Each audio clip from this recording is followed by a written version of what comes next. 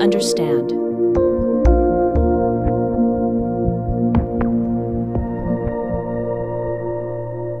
How to recover from antibiotics?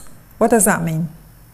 If you've been treated with a course of antibiotics for a long or a short time, or if you've been using food that has antibiotics in it without you knowing, or if you've been misusing antibiotics in any way, you might start to have health problems. You might suffer from certain complaints that will make your life a little bit more difficult.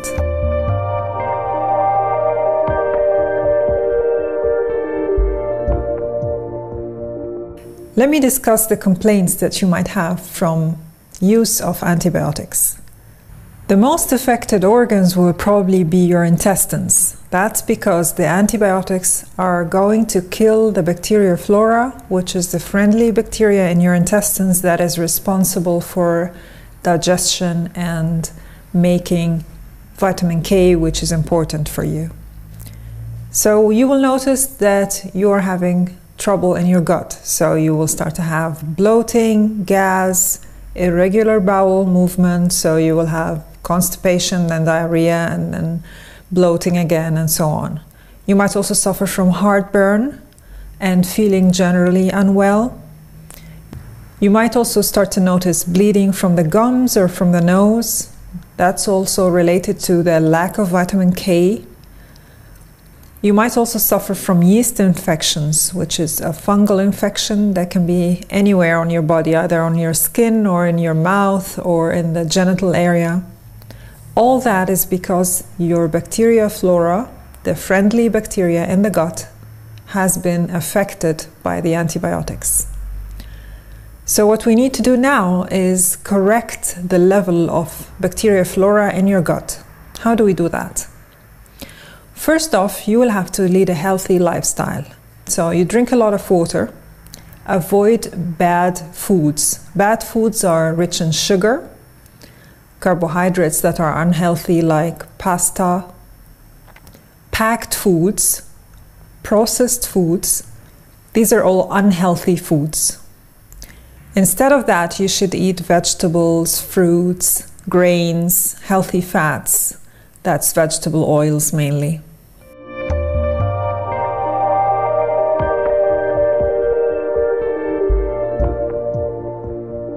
You can also use probiotics. These are very healthy foods that are fermented, so that helps the growth of the good bacteria in the gut. Probiotics are mainly yogurt, so yogurt is very good, kefir, yeast, and if you are suffering from any problems with kefir or yeast, I would suggest that you take it slowly. So you start with very small amounts, like 1 spoon a day, and then increase it gradually. If you go to the shop and want to buy probiotics, look for the name lactobacillus on it. That's the good bacteria for you.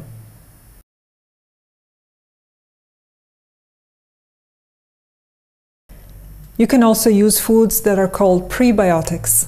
Prebiotics are foods that help the growth of bacteria because they don't get absorbed in the body. They stay for a long time in the intestines, like leeks, garlic, onions, honey, bananas. These are all very good foods for your bacteria flora. You can also try fermented fresh vegetables. That means pickles that are pickled in a healthy way. So you can try to pickle it at home. So try, for example, the ginger to pickle it at home, or maybe cucumbers also are healthy, but don't add too much salt. So pickled vegetables are very good for your gut flora. If you're a fan of soups, you can try bone broth and gelatin soups.